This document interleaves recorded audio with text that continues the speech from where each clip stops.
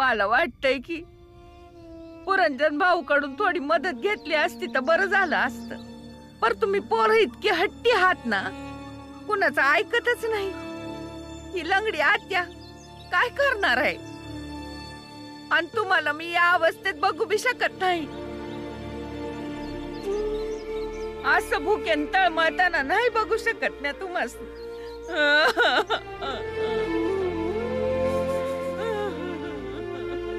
आत्या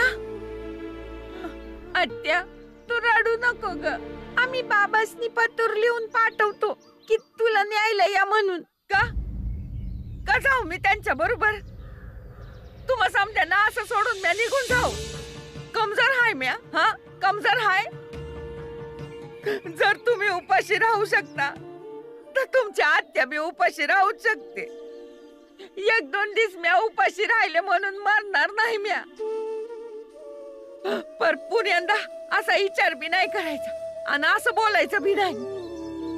म्या कमजोर नाही हाय, फक्त माझा पाय मोडलाय, हिम्मत नाही सोडली.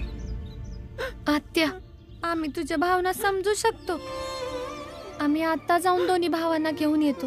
बहुतेक त्यांना काही मिळालं नसणार म्हणून घरी यायला चाचरत असतील.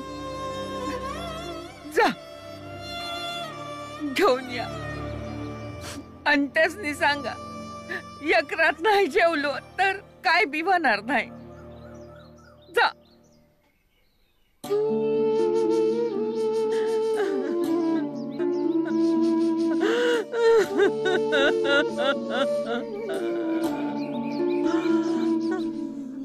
बघतेस ना वहिनी,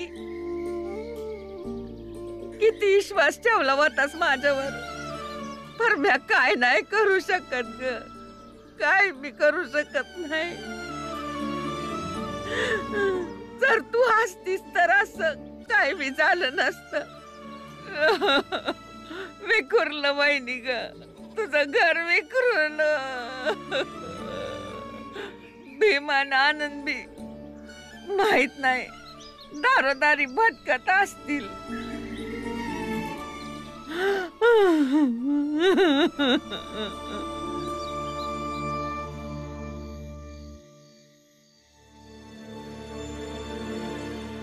भीम, आता आपण कोणाकडे मदत मागायची? कोण आपली मदत करल? आनंद दादा, घरात आत्या, मंजुळाताई, तुळसाताई आपली वाट बघत असतील. काय करायचं? आनंद दादा, ते बघ, चल त्यांच्याकडे काम मागू.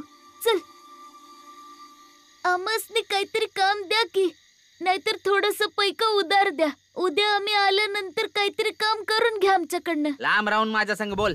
तुमच्या शिवण्यानं आमच्या गाई म्हशी पण अशुद्ध होऊन जातील. आता आम्ही दूर आहोत, काहीतरी काम द्या ना. तुम्ही दोघांना आमच्या जातीची मस्करी करून ठेवली नुसती, आणि आता तुम्ही सौताची मस्करी करून दाखवली तर म्या तुम्हाला काम पण देईन आणि पैक भी. काम काम असतं, सांगा की काय करायचंय. माझं एक सपान होतं का माझ्याकडे 2 गुरं हाकणारे असावे, पर माझी ऐपतच नव्हती ना दुसरा गुरं हाकणारा ठेवायला. पर सपान खरं केलंच पाहिजे ना व. म्हणूनच आजच्या रात्रीला तुम्हा दोघांनी म्या बांधून ठेवीन असंच, आणि त्या बदल्यात म्या तुम्हाला पैक देईन. हे तुम्ही काय बी भलत सलत काय बोलताय? आम्ही तुमच्याकडे काम मागतोय आणि तुम्ही आमची मस्करी करताय.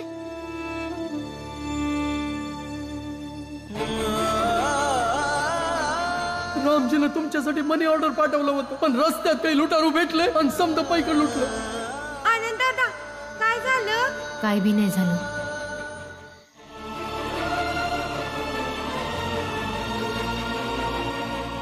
आत्या, स्वयंपाक घरात काय हाय? थोडीशी बटाटी आणि मिरची हाय. आपण बटाट्याचं भरीत करूया, तिखट करूया, आणि जेव्हा तिखट लागल तेव्हा पाणी पिऊ, मग पाण्यानंच पोट भरल.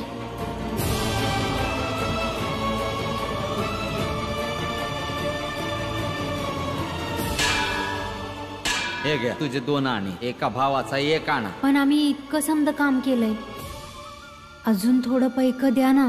आता माझं घर देऊ का तुम्हाला? मी तुम्हा दोघांनी बघितलं, तुम्ही दोघांनी किती मेहनत केली. एवढं करून सुद्धा थोडेच पैक मिळालं. तेव्हा मी एक निर्णय घेतला चोरी करण्याचा.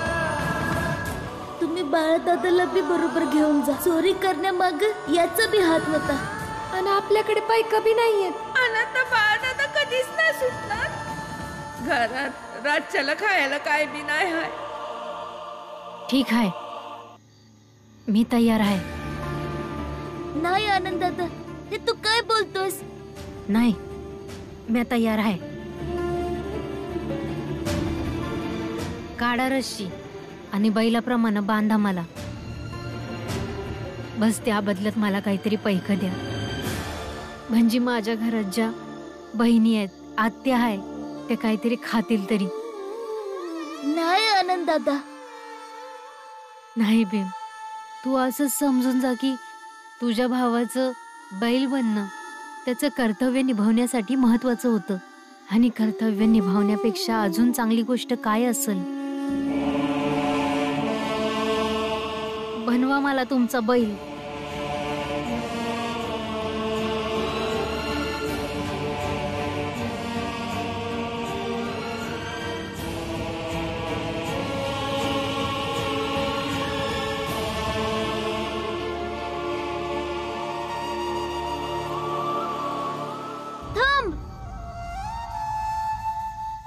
आनंद दादा,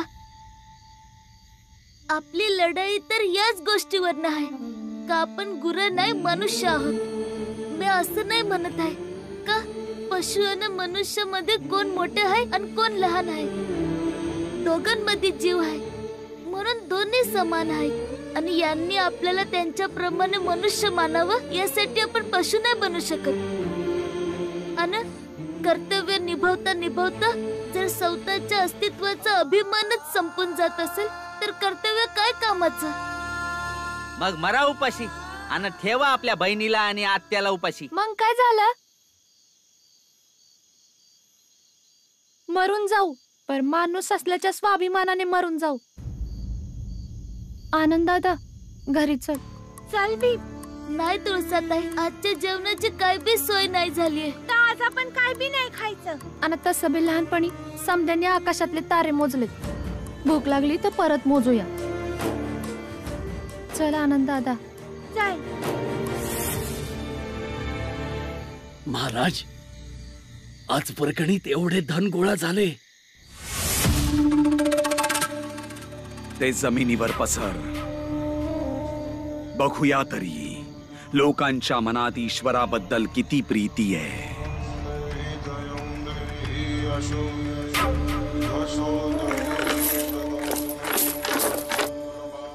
हे सगळे पैसे, माणिक मोती आणि या दागिन्यांची किंमत शेठला बोलावून विचारा, म्हणजे कळेल की कितीचे आहेत. होय महाराज. महाराज महाराज महाराज उठा.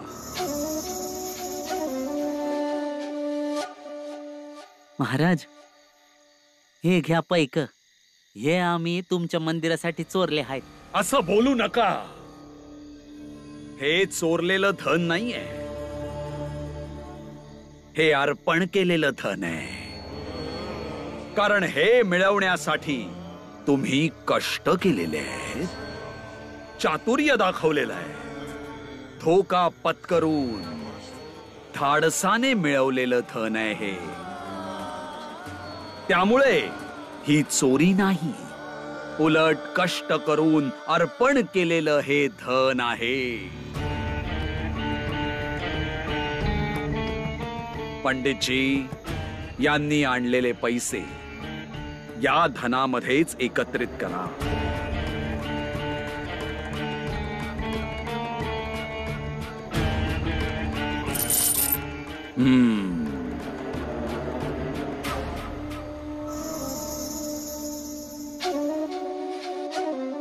हे घ्या घ्या. तुम्ही जे केलेलं आहे त्या मोबदल्यात इनाम समजा. धन्यवाद महाराज. कल्याण मस्तू.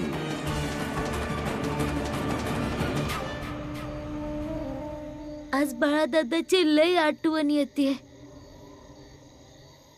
जर तो असता तर आपण इतके हतबल नसतो. मला पण. भीम, तुझ्याजवळ तुझा मोठा भाऊ तर आहे, पण माझ्याजवळ ना तर माझा मोठा भाऊ आहे आणि ना बाबा. आणि ज्याच्याजवळ मोठा भाऊ आणि बाबा दोघं बी नसतात, ते संकटाच्या येळी खूपच एकलं पडतात.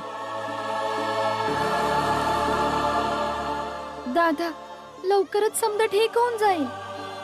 आज रात झाली, उद्या चांगला दिस उगलच.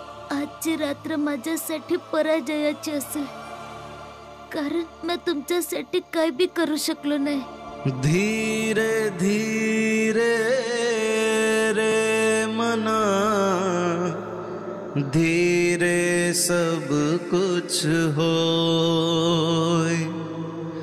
माली सिंचे 100 घड़ा, ऋतु आए फल हो. मंजुळा, वय आत्या, जरा घरात या. वय.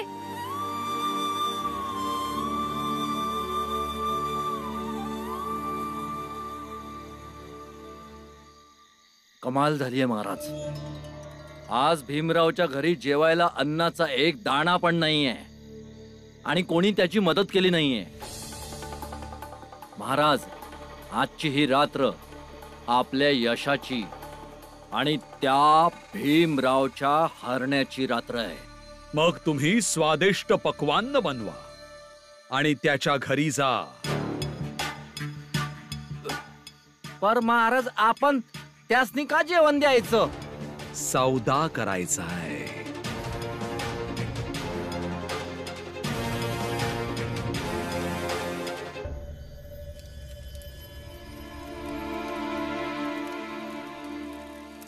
हा,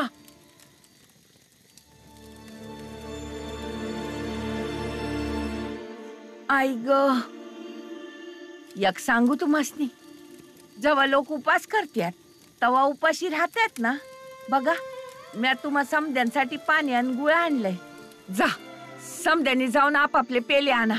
आपण समदे पाण्यात गुळ घालून सरबत करूया आणि 2-2 पेले पिऊया. भीम, आनंद दादा, तुम्ही दोघं इथंच बसा, आम्ही पेले घेऊन येतो.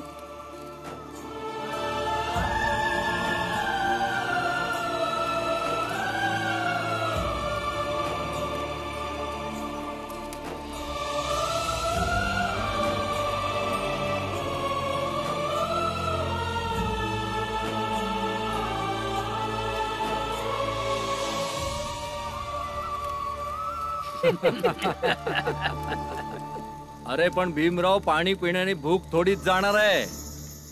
हे बघ, मी तुम्हा सर्वांसाठी चांगलं आणि स्वादिष्ट जेवण घेऊन आलोय. या, येऊन घेऊन जा. ठेवून दे डबा, तिथे ठेवून दे त्यांच्यासाठी. ये.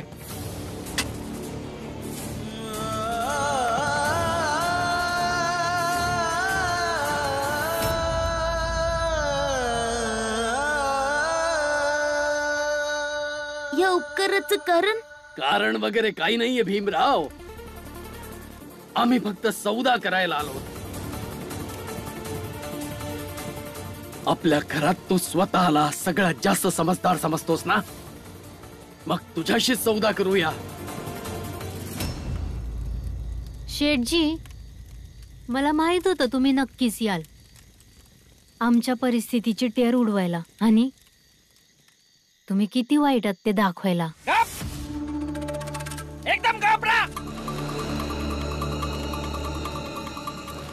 भीमराव, एकीकडं तुझ्या कुटुंबाची भूक आहे आणि दुसरीकडं तुझी पुस्तकं.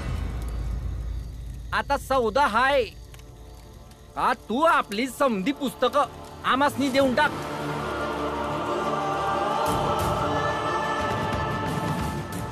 त्याच्या बदल्यात आम्ही तुझ्या कुटुंबासनी जेवण देऊ.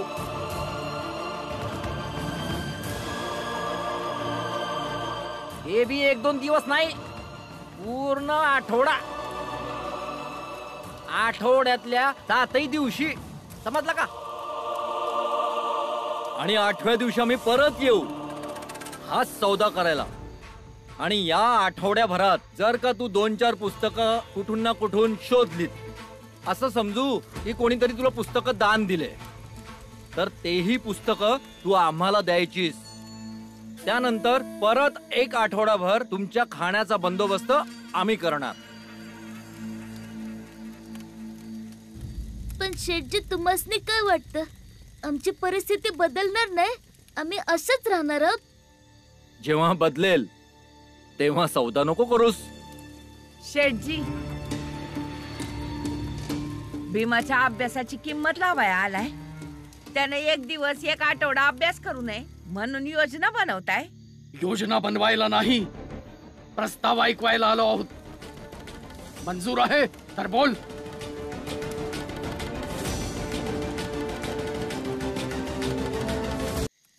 विचार काय करतोय भीमराव? आणि काही दिवस जर तू अभ्यास केला नाहीस ना, तर काही बिघडणार नाही. पण काही दिवस जर तुझ्या कुटुंबातलं कोणी जेवलं नाही ना, मरून जातील सगळे. भीमराव, लय समजून विमजून निर्णय घे. जर तुझ्या कुटुंबातल्या कोणाला काही झालं, जर कोणी मेलं बिलं, तर त्याचा जबाबदार तू राहशील. कारण का पोटभर आपल्या अख्ख्या कुटुंबाला जेवू घालायची संधी आम्ही तुला देतोय.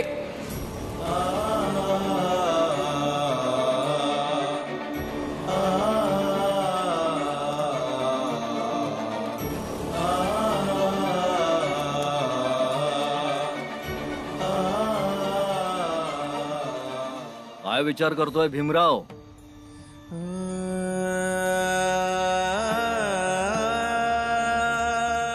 भीम, हे काय करतोयस तू? भीम, तू तुझी समधी पुस्तकं ह्यांना दे. पण आम्ही हे जेवण नाही जेवणार. हे जेवण फेकून देऊ.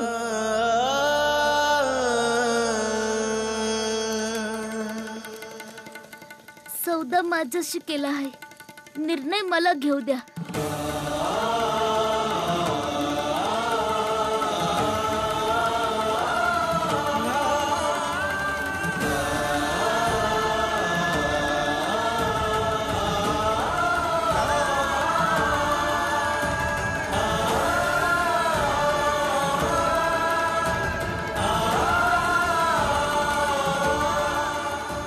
बस बस बस, इथेच थांब.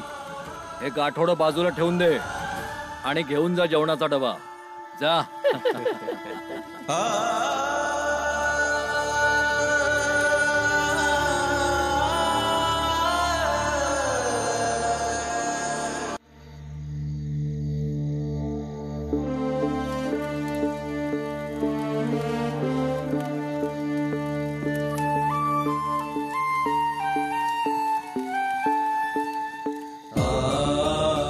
शेठजी, तुम्हासनी द्यायला नाही, फक्त या झोळीला सांगाय इथपर्यंत घेऊन आलो होतो.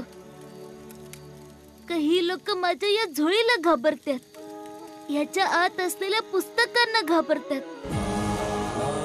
म्हणजेच जी लोक स्वतःला लय शक्तिशाली समजतात, ते आमच्या 4 पुस्तकांना आणि वहीला घाबरतात. जी लोक स्वतःला समजत मोठं समजतात, ते आमच्या शिक्षणाला घाबरतात. आणि इतकं घाबरतात का एक दिवस बी मी अभ्यासापासून दूर राहिलो का यांना बरं वाटतं. आता तुम्हीच सांगा शेठजी, का 2-4 दिवसाच्या जेवणासाठी आपली समजत महत्वाची गोष्ट कुणाला कशी देऊ?